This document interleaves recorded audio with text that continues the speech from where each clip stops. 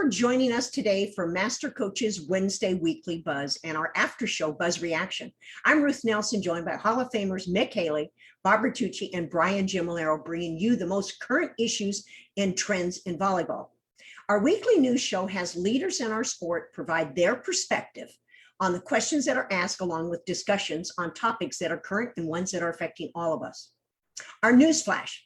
The doors to the new era of college sports officially opened last Thursday. For the first time, all NCAA athletes are now able to make money from a wide variety of business ventures without losing their eligibility. The guidelines provided by the NCAA leave a considerable amount of gray area for schools to sort through and set up a system that will create different rules and opportunities for athletes based on the states where they attend school. Take Lexi Sun, Nebraska volleyball player, rolled out at midnight her own clothing line. Fresno State twin sister basketball players inked a deal with Boost Mobile with a billboard in Times Square. FSU lineman started a GoFundMe account to raise money for a physically handicapped fan to attend a football game. Unilever plans to spend $5 million over the next 5 years in partnership with college athletes promoting their deodorant brand Degree. And the list goes on. The biggest dilemma, what is an athlete's fair market value might be? Jump on sportico.com and also take a little time to check out Icon Source, as athletes can create a profile that assists them in matching athlete to companies so they can monetize their name, image, and likeness.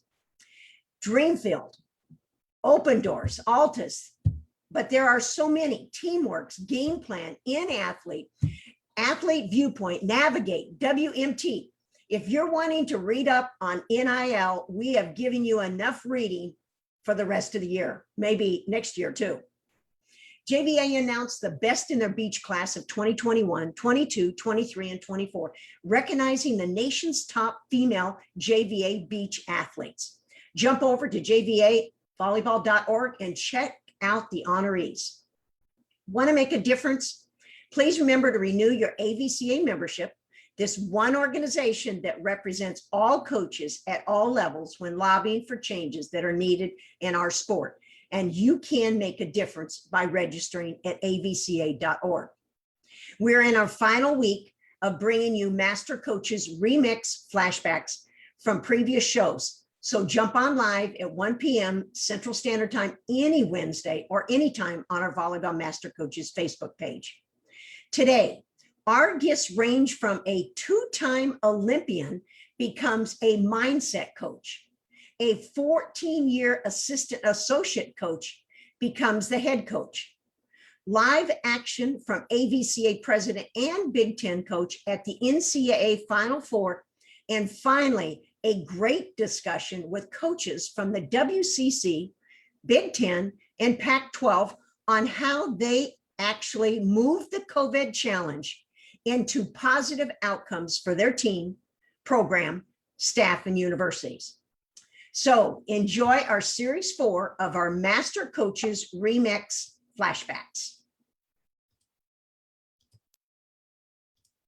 Let's head over to Austin, Texas, where our AVCA Hall of Fame coach, Mick Haley, will introduce our guest today. Mick? Well, thank you, Ruth. And I always start with, did you know that Ruth Nelson was our favorite Hall of Fame coach of the whole group here, and head coach of 3 Division I schools, as well as assistant coach and player on our national team.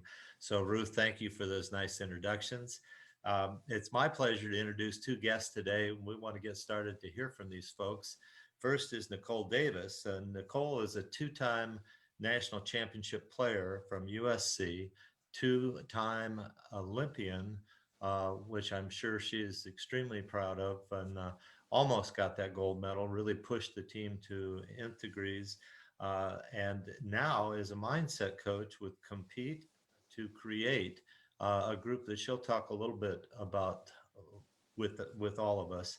And Sean Hewitt, the head coach at Texas State University, who's a first-year coach guiding his squad through this COVID pandemic, and playing in conference and beating up on people with a 16-1 record so far. So welcome to both of you. Thank you for being here.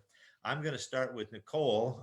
And Nicole, I'm just going to give you an easy one. Can you give us a short background and explain what your position is currently and how you got in this vocation? Sure. I retired from the national team in 2015 and kind of didn't know what to do. I had a degree from political science from USC, and I remember saying out loud, I will never go back to school. And I happened to get like teamed up with a company called Compete to Create. It was co-founded by Pete Carroll, and for those of you who don't know him, he's the head coach of the Seattle Seahawks, and Mike Gervais, who's a licensed clinical psychologist in the state of California, who specializes in high performance, high consequential environments. And when I first started with Compete to Create, we were working entirely with Fortune 500 companies.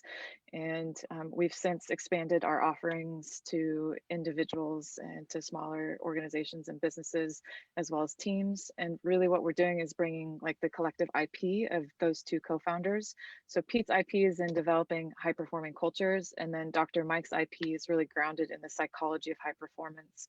And so what happened for me is I was in this and I was working with, for example, Microsoft, and I started to have more science and language to put to my experiences playing on the Olympic team. And for me, like I was a two-time Olympian before I learned that you could formally train your mind. And there were many occasions on the national team where I was wearing a USA jersey where it almost felt like I was leaving it up to chance how I was showing up. So I started sharing my stories because I was on the applied side of the science at the time. And there was just something about the way it was resonating with people. And there was something about how people gravitated towards psychology and gravitated towards this idea of like thriving and optimization. But it's been something we've ignored both in sport and in corporate environments.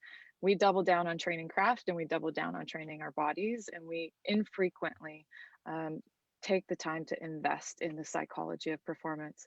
So I reached a point where I was like overwhelmed by how much more I wanted to learn about psychology. So I'm in my second year of a doctoral program doing clinical psychology and really in the deep end of the science, and what I was quite averse to going into, which was disease and dysfunction, but I think it matters. I think if we want to understand thriving and optimization, then we need to understand the other side of the human experience. Wow. Okay, well, thanks. Brian, I'll pass to you. I'm just sitting here listening and thinking how much you could help us. You know, I know this group. I know this Sean, group. Yeah, Sean, you know, we have a pre-production meeting on Mondays, the four of us, and we come up with what we're going to talk about. And what you were fascinating because you're a first-year coach, and we were wondering what you could tell other first-year coaches, what you learned and how you're doing, especially after being 14 years as an assistant coach. But so many people who listen to us are new coaches. And we were wondering what you had to say. But in our pre-production meeting, Bob said, you know, at 16-1, maybe we shouldn't say much. Maybe he should talk because we could really screw him up, you know?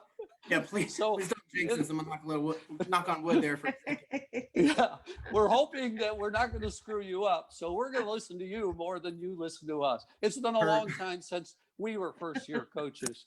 That's what Mick had said to me, and I joke with everyone. I'm like, be a head coach. They said it'll be fun. This is what you work for, right? And then COVID happened. So the hardest and the biggest thing is just the unknown. It's been so fluid. Things are changing every day.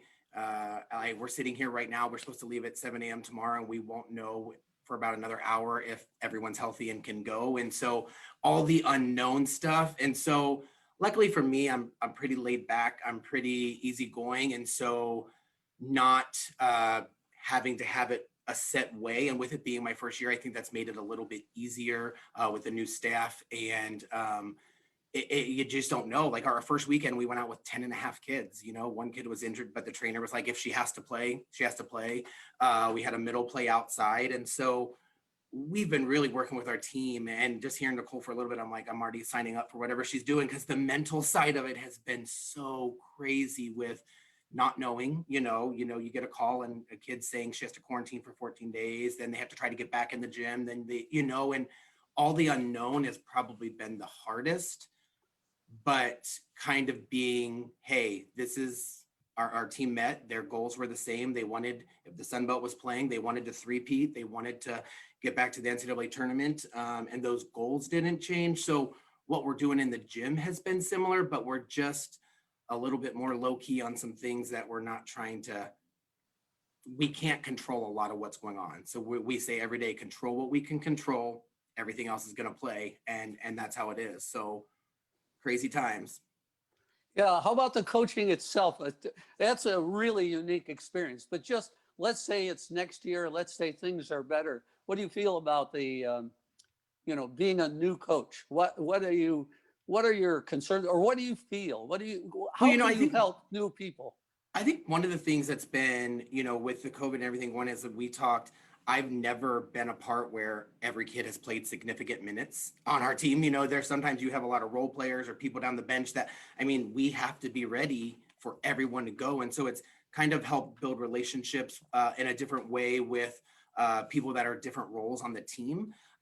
It's made me, I'm uber competitive. Obviously, I want to win a lot of matches, but also be able to look at the long haul of like, we need to be really good at the end of this. And we don't know, like in 2 weeks, if we test before we go to the conference tournament and someone can't go, we need everyone to have that court experience. And so kind of has helped the training and the mindset, I think, for future years for me to be like, hey, everyone is so valuable in different ways, but this year it's like everyone, like I said, we played all 18 kids back-to-back weekends because we don't know what's going to happen. We need them to have game experience. We need them to have that. And it's just crazy. Yeah. Well, Bob's got some serious questions for you. I'm going to start first with Nicole, because a mindset coach, I'm not really sure what a mindset coach is. How does it differ from a sports psychologist? Yeah, it's a good question. So for anyone to call themselves a psychologist, they should be a licensed psychologist. And so what a sports psychologist is typically is a licensed clinical psychologist that has specialized in sports. A mindset coach is someone who has a background, whether it's a master's degree, typically it's a master's degree in sports psychology. But really mindset is like the way we think about things, and the way we think about things drives our emotions and our behaviors, and that's what drives performance. And so a mindset coach is someone who is looking to optimize the way we think and understand ourselves, and to train skills. So sometimes with psychology, you get into like talk therapy, and talking is nice, it diffuses some things, but then it doesn't allow for skill building. And so in the same way that like in sport, we teach skills and then we do drills for repetitions for skill building, mindset coaches will do the same thing. Like self-talk, which is the essence of confidence, is something you can actually build as a skill. And so that's what mindset coaches will do. And it differs from a sports psychologist in that sports psychologists can get into clinical issues. So general anxiety, major depressive disorders, personality disorders, which quite frankly are part of elite performers. But the clinical psychologists or sports psychologists can get into that aspect of clinical issues, whereas a mindset coach will just look at the optimization piece. So is it more similar to a team builder or a leadership coach? Yeah, to be honest, Bob, I don't even know what the hell a team builder is. A leadership coach. So I'll say this, most individuals who have some sort of certification in leadership, the psychology of performance is not necessarily robust in the training of that. And so someone who is a mindset coach should have a robust understanding of the theory of performance. So how do you actually measure the relative success, and balance out the time you put into this as a coach, all right, as a volleyball coach, the time you'll spend out of your training for this as it translates into success on the court? Yeah, I love that question. If I'm working with a team or an organization, what I'm looking for are things like, is there psychological safety as part of the culture, right? So is there psychological safety? Do people feel like they can go for it and there won't be personal repercussions for it, like their character won't be attacked? Is vulnerability demonstrated? Is there a willingness to hold self and others accountable? And why those matters is it means there's trust inherent in the organization as part of the culture. And we know that trust is really important for success.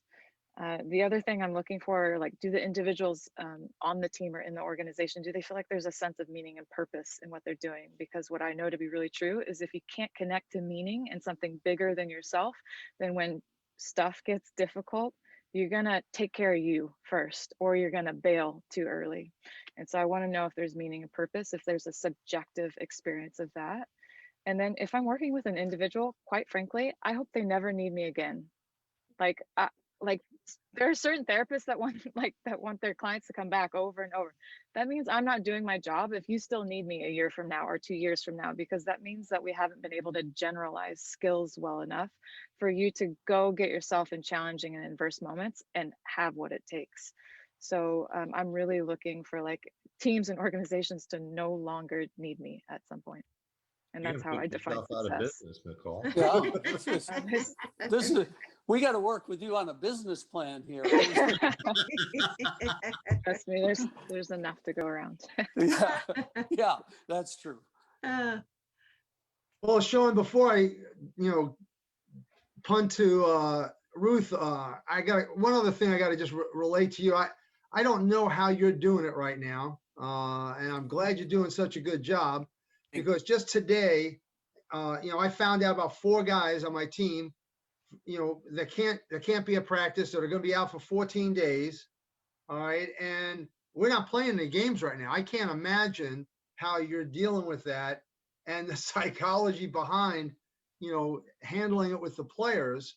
So speak to that a little bit more for us, especially for anybody that might be in the same situation. No, definitely. That's what we keep saying. Like, everyone needs to be ready, prepare. The unknown is so crazy in this right now. And a couple weeks ago, we were, we were in that first preseason top 15, and then we didn't play for 2 weeks. So then we dropped out, and then Louisiana jumped up and they were undefeated. We were going to their place. And the day before we left, my O1 and my top sub tested positive and couldn't go. And that's where I say, like, the trust and I talked to 03, I talked to this person, like, here we go. It doesn't matter. We're still winning. Our goals didn't change because so-and-so can't go. Y'all said at the beginning of the season, our goals weren't changing. So everyone has to be ready to step in. And so it's hard on the mental side for us, because we literally 6 hours before you get ready to get on the bus, you find out someone can't go.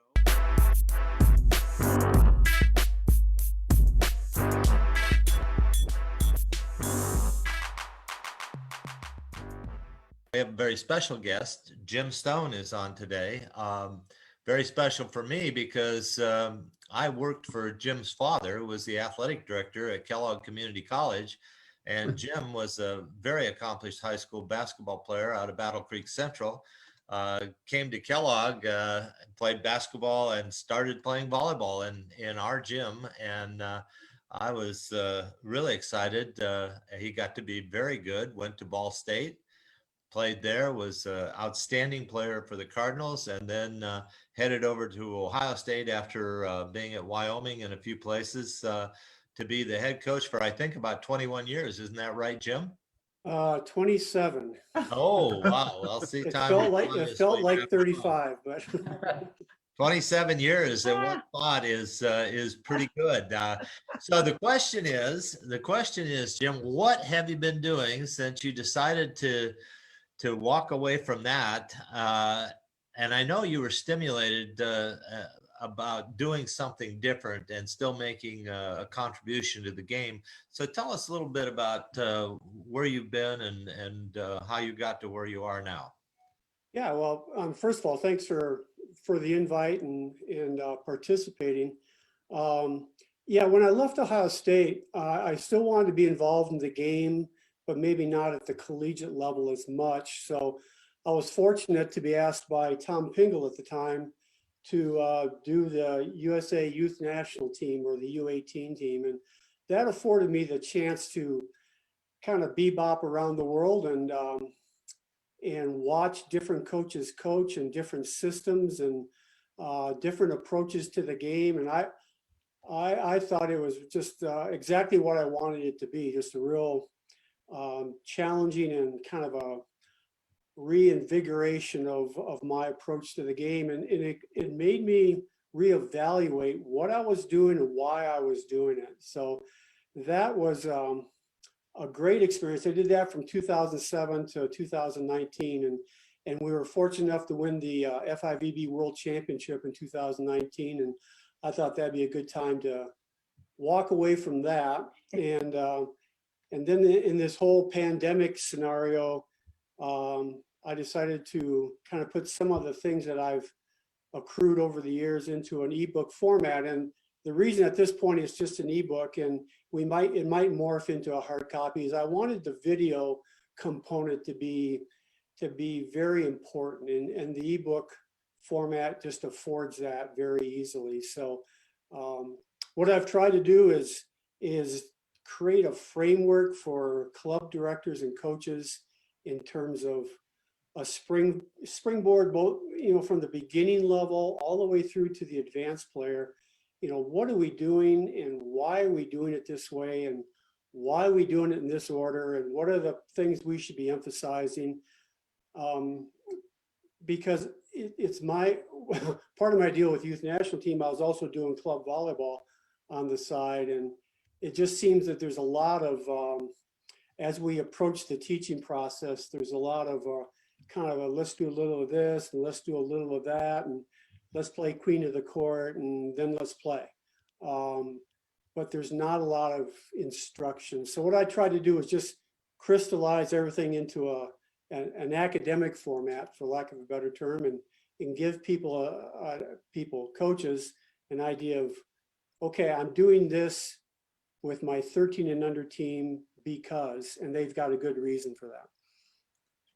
Well, that's pretty interesting. Now, where are you living?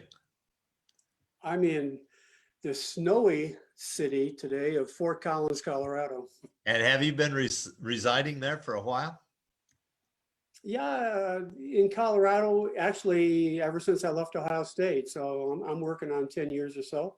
Okay, so it gives you kind of a home base to kind of look out across to the United States, and not only the United States, but parts of the world, and kind of give you a neutral kind of perspective on what you're seeing.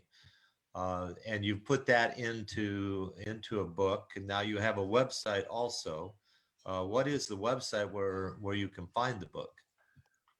It's jimstoneconsulting.com. I'm not sure how much consulting I'm doing, but it sounded pretty good at the time. So, and what I'm trying to do with that site is just make it a source of volleyball information without me necessarily making a case for you have to do things this way. We're doing read broadcasts of the MasterCoaches weekly buzz, and I want to cycle through a lot of information that, if nothing else, I find interesting, and hopefully other people do as well. And I'm trying to augment that with a semi-weekly blog where I'm kicking out ideas, if nothing else, to challenge coaches, challenge the coaching community to think and analyze what I'm doing, and maybe I can try a different way and see how it works. Well, it's interesting what you say, because the master coaches have gotten together primarily for some of the same reasons that you have produced your website and your book. We have felt like there needs to be a reason and a methodology on how to teach and how to not allow players to just use their athleticism to plateau, so to speak, and go along. Bob Bertucci is one of our master coaches, and he's written a number of books throughout the years. Bob, do you have questions for Jim? Well, I have a lot of things to talk to Jim about, but I can't talk to him about all of them on the air here. Because he'll tell stories, right? Yeah, I got stories. He's got some stories. Well, on a more serious note, Jim, I got to tell you, like Mick said, I've done a number of books over the years. Your ebook is absolutely outstanding. I mean, I went through it from cover to cover. I just love it. I mean, because I'm not a big ebook reader, so it was my first experience really doing ebooks. So I thought it was really cool. All right. But one of the things that really stood out was the videos in the book. So I don't know how much reading I actually did. I did a lot of watching and listening. And so I really enjoyed that. It's kind of like driving and doing your books on tape. So, let's talk a little bit about this checklist. You give 8 different reasons for the checklist. And then as I went through it, I saw that each thing you covered had a little checklist in it. And why don't you talk about that a little bit? Well, I mean, there's kind of a story behind the format. I went into the hospital a year and a half or so ago and to have a procedure. And I was really curious about how the medical profession approaches their craft and how everything is based upon, did we do this? Did we do this? And they're going right down a list. And then the supervising comes in and, okay, did you do this? And they're checking things off. And it just intrigued me about, certainly pilots do a similar thing. Construction people do a similar thing. It's a very organized approach to their craft. And then I started, matriculating that thought to, well, what are coaches doing to make sure that the 13s coach is teaching this, and that will go into what the 14s coach is doing and all the way up through. And the answer that I came up with was, well, we're not doing too much. We kind of do the shotgun approach and, we'll do a little of this, a little of that, like I mentioned before. And all I wanted to do with the checklist is, okay, I've got this beginning player, are we teaching them how to run correctly? Are we teaching them how to throw correctly? And what is correctly? So I just tried to lay that out because I've worked with all the coaches here and I know that all of you are pretty meticulous in how you teach the game. And I think as a profession, we've kind of veered away from that and we do more playing than we do teaching. So I tried to construct the book from an academic perspective and just see if we can lay out a template that coaches might find useful as they're working with the various age groups. Well, I thought that was a great concept because, all of us over the years, without really actually thinking about it, kind of go through that checklist, but it makes it, it's kind of like anything else. If you put it down in writing, you're more apt to start at one point and finish at the point you want to finish at. And I think that's what the checklist seemed to be doing as I was going through the book and taking a look at it. Well, it allows the coach for sure to kind of have a guide. But what I'd like to do is have this morph into putting the checklist in front of the player.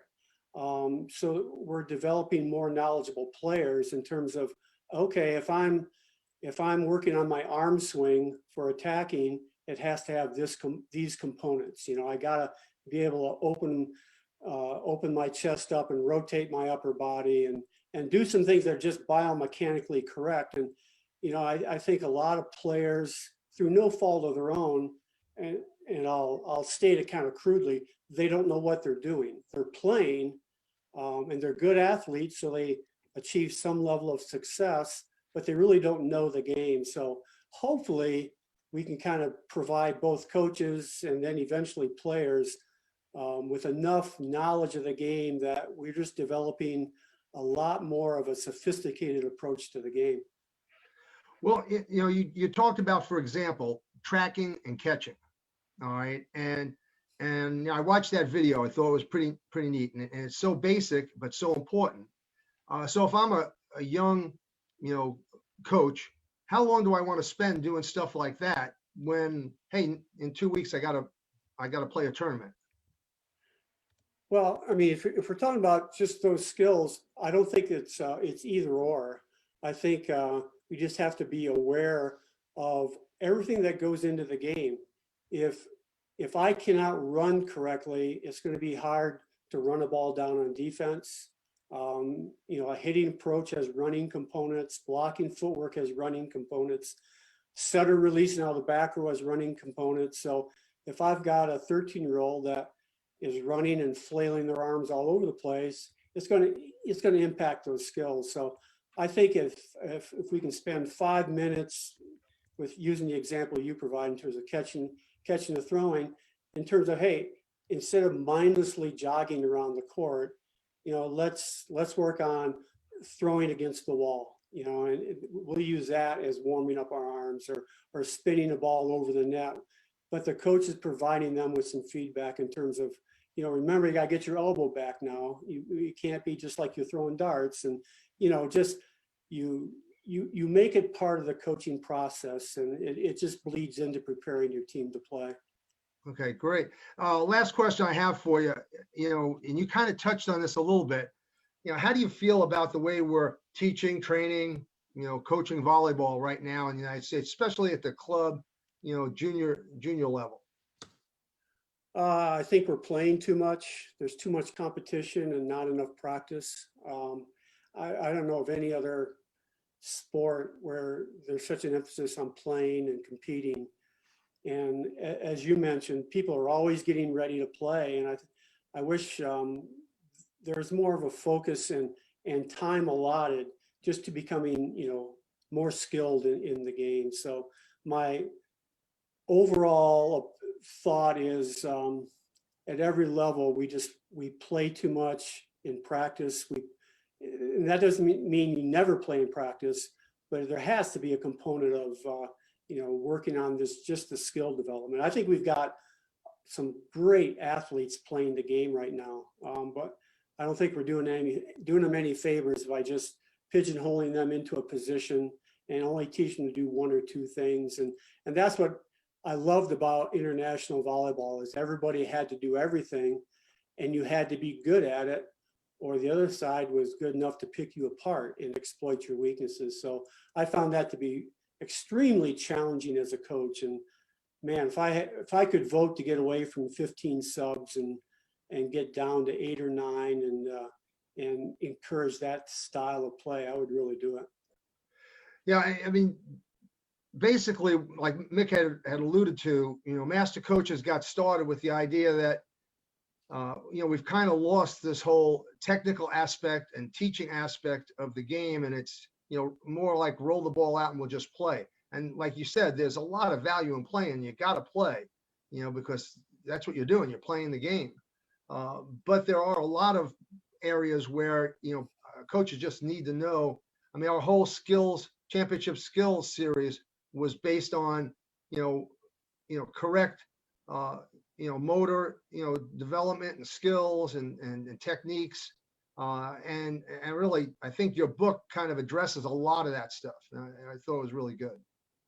Well, like I said earlier, I've been in Brian's gym and Mick's gym for sure, and your gym and Ruth's gym. And I know there's a whole lot of time that was spent on a very meticulous approach to the game, and coaches hitting balls 18 inches outside the defender's feet, and they're working on stepping out, and they got really good at it. And then that afforded them a chance to become a better defender when they're playing 6-on-6. And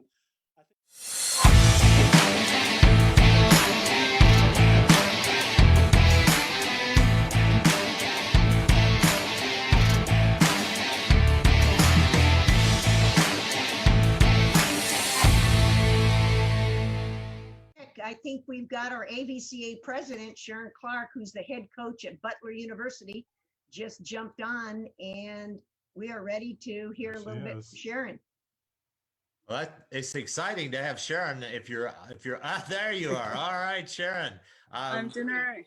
We have pulled Sharon right off the convention floor, and we want a update on how you view the tournament. The first 4 matches are over. You've got to see everything running firsthand and up close. Tell us what you see and about the experience for the players and the teams. Sorry about that. Well, let me apologize for all the noise. It's a little hard to find a quiet space here with Wi-Fi, and that's open, right? So they have a lot of stuff kind of sectioned off and closed off, which is great for the athletes to keep them safe, but it's a little hard from a spectator's position to do that. So I apologize. You know, I think it's all in the perspective of who you are and what's coming. There are a lot of happy parents here, obviously. And when I landed yesterday evening and came in, there were some parents from Ryder. They were super excited to finally see their child play, and that, you know, that school had never been into the NCAA tournament. So that was kind of fun for them, right? That's kind of, you know, that's what it's all about. And standing next to us was a group from Notre Dame, and, you know, they've been several times. So they were kind of comparing this to last year and what's normal and regular. I think, you know, on the ground here, I think that there are some players who are extremely happy to be playing. And I was pleased to see that today. You know, they're just excited to be a part of it and be out on the floor playing. But the look is definitely different. You know, being in a convention center, that part is not what we're used to. I would say it's a little more, the look is a little glorified club-ish, you know, looking like a club tournament. Dave will probably, you know, tell you that. Because there's some stands setting up around the courts, but to try and get all these multiple courts in and teams playing at the same time, that was a little difficult. So it's not the usual look that, you know, our kids are used to seeing, our athletes are used to when they go on campus and play in this first and second round. But I saw some happy folks playing today. Well, that's wonderful. Coaches, do you have anything special to ask Sharon about real quickly? So something that's really been bugging you or that you're interested in? I was curious, what's the amount of people that are allowed to spectate? Is it 25% or? Yeah, so I believe that it's at 25%. But you know, that those numbers are kind of relative because we're not talking about one venue, right? You know, two teams, you know, right. When you've got four courts going all at the same time. But you know, from the look, and you know, was sitting in some stands. They've got some things marked off, but it's a fair number. I would venture to say it's majority of parents, administrators, and folks close to the team, and then a few just fans. Okay, Brian or Sharon, hi Sharon, how are you? It's nice to see you. I'm well, yes. What do you see? How could it be better? I know it's we're all lucky to be playing and all that, and people are excited, but how could it be better? Like maybe even the next round, is there ways to improve it? Well, I will say the thing that struck me most, I've been to a lot of NCAA championships in different sports as well as volleyball. I was a little disappointed when I landed and walked through the airport and I didn't see any signage, like just not even a basic sign like welcome to the volleyball championships. Now I'm hopeful that I missed it somewhere, but I doubt it. I think that, you know, for those teams coming in, right, you know, landing at the airport or just on the drive over, there wasn't a lot of signage out. The only signage I really saw was on the convention center or in like directly on it right there, or maybe one or two of the bigger hotels. But it would have been nice for the teams and coaches for it to just feel like Omaha was like we were here, you know. So I would say that was a little disappointing for me. You know, one of my pet peeves is the NCAA always says, well, the numbers aren't very good of viewers and all that. And without publicity, what would the numbers be of any sport? You know, not even knowing that this is going to be going on. It's unfair. Yeah. It's truly unfair that if we publish, you know, I watched LeBron James's dunk 45 times today, you know, yeah. On all day, all night, but we can't get any publicity for our sport, less than any sport I know, given there's 330 teams or something like that. So it's sure. really, that's my pet peeve. And I'm glad you saw that. And hopefully somebody will start to do something to allow these numbers to be fair. That's okay. it. Bob, do you have a question before? Yeah, just one real quick one on the safety and that kind of thing, Sharon. You know, a couple of the teams didn't get into the tournament that would have qualified because of a COVID test and got knocked out. And some teams got their first chance ever, like you said, to get into the tournament. what's the chances that somebody at the tournament is going to end up testing positive and then the team get eliminated, or do you think they got it pretty contained? Yeah, no, I mean, I'm hopeful that we don't run into that, right? So I'm hopeful for these athletes that that's not something that, you know, because that's the worst thing that can happen. I would say that it's fairly safe in terms of like when you go into the convention center, but like I'm sitting in the Hilton right now and there are athletes everywhere with the general public. So, you know, picking up COVID is, you know, this clearly is not a bubble per se. And I think the age group that we're working with, it's very easy for them to forget and to really protect themselves so that their teams can continue to play and advance through the rounds.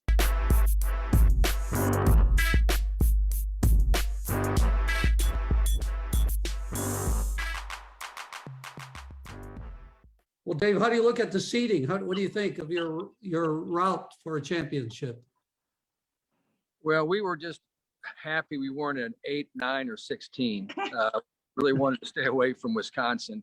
I think that they're the heavy hitter at this point in time. And really, I thought after that, you can go 2 through, 15, 16. And I think you'll have some pretty good matchups in there. But obviously, we've got work to do before we can even be thinking that far along. We play the winner of High Point and Central Florida. And I've watched those two teams all week, and they're both plenty good enough to beat us if we don't come out and play at a good level. So overall, I think it's a fair draw. Oregon most likely is in our path if they can take care of Notre Dame, who won earlier today. And then we would see Kentucky to get into the Final Four. So I think it's a very fair path. I'm pleased with where we stand. It's just now time for us to do the work. Dave, how are your players reacting to the situation, the way the tournament's set up, how they've been treated, your accommodations, those kinds of things? Mick, players handle things a lot better than people like you and me do. And they're just taking it, rolling along with the punches. And it's been a tough year for athletes to deal. The volleyball part's been the best part of it for the players. The hard part has been not being able to be a college student, not being able to go out and enjoy their friends and what you want to go to college for. Volleyball has been, a pretty enjoyable part of it. And I think our kids have done a great job. We have not had, since the season began, a COVID case, knock on wood. And we certainly don't want to get one right now. I thought that Sharon brought up a pretty good point.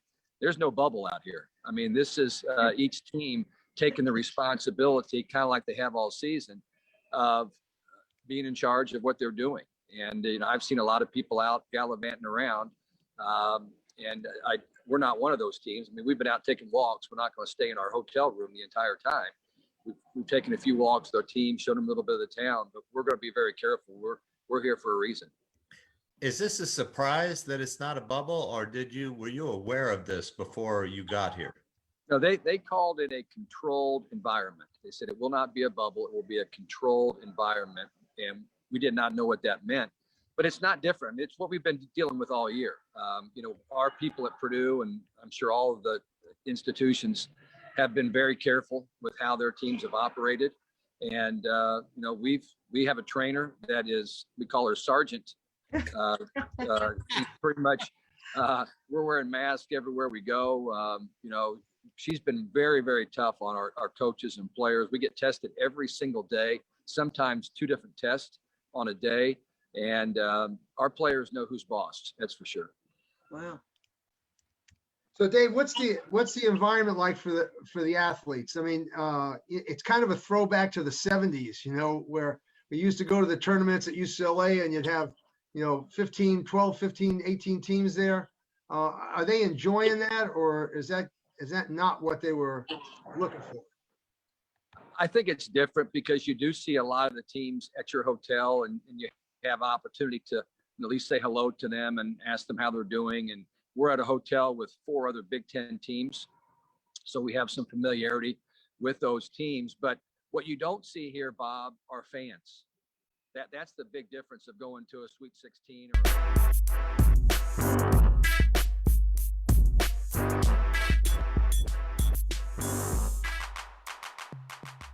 This fall. First, let's head over to Austin, Texas, where former Olympic coach Mick Haley will introduce our guest today. Mick?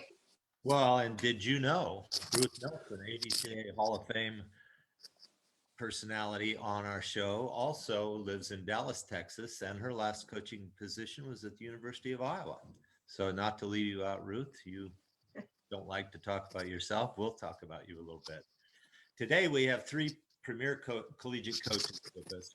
Pretty exciting. Hugh McCutcheon, head coach, University of Minnesota, representing the Big Ten. Heather Olmstead, head coach, BYU, representing the WCC, which is the West Coast Conference. Dave Rubio, head coach at the University of Arizona, representing the Pac-12. Welcome, coaches, and thanks for being with us today. None of these conferences are playing this fall, and we're trying to understand how this is all going to play out. So, coaches, we're going to jump right into this. First question with you.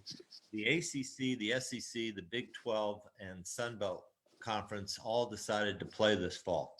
At least one Big 12 coach has indicated on our show, incidentally, that he's not even sure that there will be an indoor NC2A Division I championship this spring. Hugh, what have you been told about the spring championships, and why hasn't the NC2A committed to a site for a spring championship? Well, yeah, thanks for having us. I've heard that there will be one. I think the little delay in terms of confirming a site is obviously the world's a little bit different, and they're just probably, dotting I's and crossing T's and making sure everything's good to go. But from what I can gather, the intention is to have something in Omaha, as the original site was supposed to be in this December. I think they're trying to keep it there, and I think they'll probably announce something here soon. What soon means exactly, I'm not sure, but I don't think it's months away. I think in the next weeks we'll know more. But from what I can gather from the NCAA, the intention absolutely is to have it. April 23rd through 25th would be the dates for that. Okay, and Heather Olmstead, have you heard anything different? No, I've heard the same as Hugh, and we're planning on there being spring championship. We're planning on starting our season in January. But of course, like Hugh mentioned, there's just a lot of unknowns. We don't even have a conference schedule yet, but all we can do is plan to move forward with practices, getting our team better, and giving them that carrot to dangle that there will be a championship, that there'll be a tournament, and keep moving forward. So I'm hearing the same thing as you. Dave, any rumor that they're coming to Tucson instead of Omaha? No, I wish that were the case. It'd be a little bit warmer, I think, but not much more on my end either. I think that we're all planning on conducting the championships and going through the season starting in January 22nd, and keeping our fingers crossed that happens. All right, let's go to question 2. This is a little bit tougher, so we'll throw this one at Heather. All of the coaches, all of you are guests on our program, and all of you have football teams from your school who are playing football, but yet we're not playing volleyball.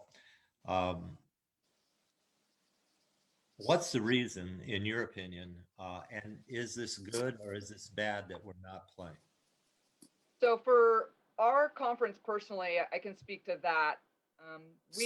When the conferences dropped below the 50% and the championship moved to April, we moved and postponed to a winter schedule. If we had tried to play, September 24th was the date we were shooting for. We didn't have teams, and we have a majority of our teams in California in the West Coast Conference. They weren't on campus and they weren't training. So there really was no way we could start playing September 24th, such as, the Big 12 and SEC and some of those teams, even in October. I think up until a couple weeks ago, some teams weren't even playing 6-on-6. So based off of regionally where some of our teams are located in our conference, there really was no way for us to probably play this fall, and probably not even play, a shortened season either. So for us personally, that's pretty much what it came down to. And we're still unsure about January. So Dave, you have a little bit of the California problem, yet your football team's playing. So what about you guys not playing in the Pac-12? And is this a good thing or a bad thing, or how do you read it? Well, I don't really necessarily read on either way, good or bad. I think it's just the reality of what the situation is called for, and I think it was the right call for us. You know, at football, given the opportunity to not play without the financial ramifications, they wouldn't play. The money is a big deal. I think the TV money is a big deal. Every conference and every school is going to be suffering from the bottom line here from a financial standpoint. And so I think it's the right call for us on the West. The California schools have been really affected severely on this. You know, Cal hasn't even stepped in the gym yet, so we'll see. Hopefully, like Heather said, that we'll have the season starting in January. The Big Ten's a little bit different, though, isn't it? You guys haven't been shut down anywhere. You just had a conference decision, so are you guys behind now because you're not playing? Yeah, I'd agree with Dave. I don't think it's a good or bad. It just is what it is. It's a thing. And I would say that similar to the PAC, you know, the motive for canceling was absolutely in the best interest of our student athletes. You know, once the antigen testing became a viable possibility for being able to manage the virus, then I think the financial realities of athletic departments, you know, without football versus athletic departments with football became a driving factor. So for us, you know, getting pushed, given our championships pushed to the spring, it's okay to start in January, and we'll have more information. We'll have hopefully better testing and maybe have a better handle on this thing. Who knows? All right, Bob, take it away. Well, I think Hugh just touched on part of my question. I'll start with Dave, though. Dave, it's great to see you again. Yeah, my question has to do with the testing. You know, how often, I mean, it's so important at the schools right now, whether you're practicing or playing, how often are you testing? And what are you hearing is the cost for the testing that you're doing right now? Well, the testing has been an ongoing, there's been a lot of questions surrounding here anyway. And we were just given the green light 2 weeks ago to start antigen testing 4 days a week. And so they given us the opportunity to start playing full contact at least 3 days a week, Wednesday, Thursday, and Friday, limited practice time the other week. So we've been fortunate enough that one of the few schools in the country allowed to go full because of the testing. Not sure exactly how much the testing costs. I think it's more of the fact that it's not so much about the cost, but just the number of tests that's available. With basketball and football taking up much of the tests, I think it's just not as many tests for the other sports. And so we were fortunate enough where we're actually able to, you know, use the test to be able to start playing full contact. Hugh, you mentioned antigen testing. Is that what you guys are using at Minnesota? We will.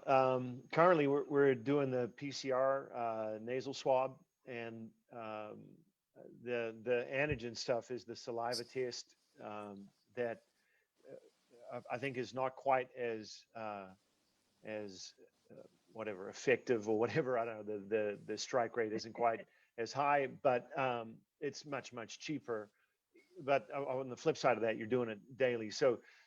Yeah, the costs are real. There's no doubt. I think, you know, the PCR test is over $100 a pop for everybody. I think the antigen thing was closer to $10 or something. I don't know. These are very general figures, I think, but somewhere in those kind of ballparks. So, yeah, in addition to all the different revenue streams that the institutions are not getting, the cost of doing business is going up as well.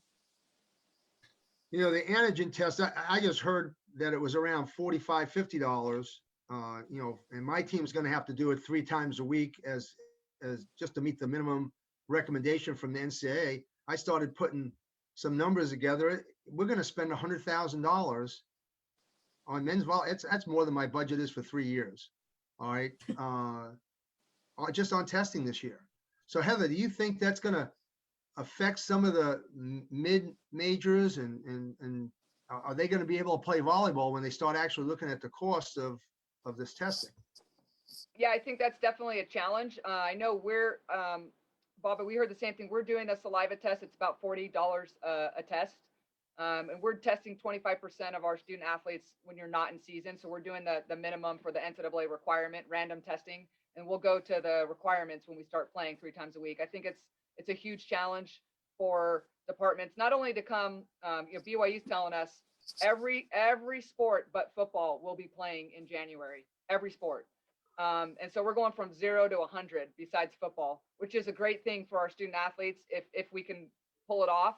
But yeah, if you start multiplying, I mean, a track team, a swim team, basketball, it's pretty costly. I think it's a huge challenge. I think maybe the hopes were that some of this would get settled by January by postponing, and that some of the testing, with the vaccine and some things would be further along. I think obviously October 28th, and we're still unsure about January is a little concerning. Well, changing gears a little bit, away from the COVID thing for a minute. Mick had mentioned about the NIL. So Hugh, what's your school position on the NIL and that legislation, and what do you think your program is going to be doing? Well, it's coming. So I think you've got to be ready for it, or at least try to be prepared in some way to figure out, as an institution within your area, within your demographic, how you can try to make it work. I mean, there's I think there's some really serious implications and ramifications relative to how we want to portray student athletes, especially female student athletes. I think there are all kinds of things that we got to consider in all of this, but at least at first glance, it's not how you feel about it. This is going to be a thing. So let's figure out a strategy, and one that is Seen the same thing. And anyway, I'm going to turn it over to Ruth. Okay, I love this. I get at least a couple minutes, if you guys have seen some of our shows before, to answer recruiting and ideas about what you're doing about. There we go again. Yeah, that's right. All right, Dave, I'm going to hit you up first. There's at least 10 to 15 fall showcases, combines, or ID talent events. What are the advantages or disadvantages? And then I'm going to go to Hugh and also Heather. Well, I think the advantage is just try to, everything we're living in a virtual world now, and that's a different deal for everybody. And so the advantage is try to get seen, and trying to see kids in the 22, 23, 24 class, or however young you want to go. So I think that's the advantage. The disadvantage is it's hard to trust what you see, Yeah. The other part of it, Okay. the film is only going to be so you really want to see the kids in person. All right, Hugh, how about you? Yeah, that seems about right. It's good. It's good to have a look at the kid, but at some point you want to eyeball them. I think it'd be good to see him in person, and hopefully, there's an opportunity to get that done at some point soon. Okay, so I'm not going to send you my 2034 tapes, okay? I'll wait on those. All right, Heather, how about you? Yeah, I think it's great to get a gauge on where kids are, maybe find some new kids you haven't been able to see because we weren't able to go out recruiting, and see where they're at, in another year, and see their development. So I think it's good for the student athletes to be able to get out and play, and we're doing the best we can virtually, and hopefully, yeah, we're getting really good at recruiting off YouTube. All right, that's good. All right, the last question, and if you could be brief because we're running short on time. Mental health, is the support system at each of your institutions being able to support your athletes? And maybe I should say you also. Let's go to you first. Oh, go ahead, Hugh. Yeah, briefly, it's really strong. It's a good program, and I think it's adding a ton of value. All right, excellent. Heather, how about you? And is it 3 staff, 4 staff, or just you and a couple people? So our mental, we have counselors on campus and in the athletic department that are there for our kids and for us as coaches. So I think the support is there. The kids, are vocal about wanting to talk, and I think it's a good thing that we're talking about mental health. Excellent. How about Dave? How about you? The same thing, and I think it's been a priority for every institution now to provide services for the kids. And I think that particular pandemic, having them the opportunity to get out the gym and actually practice has been good for everyone, including the Yeah.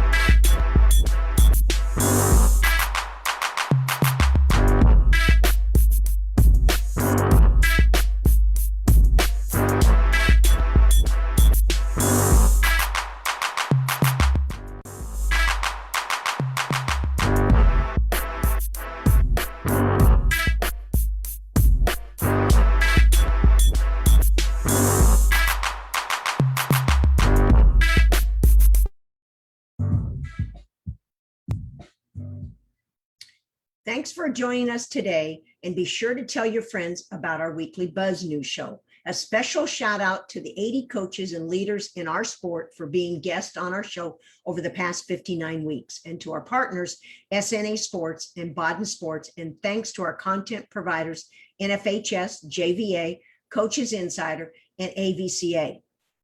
See you next week on Master Coaches Buzz and Buzz Reaction.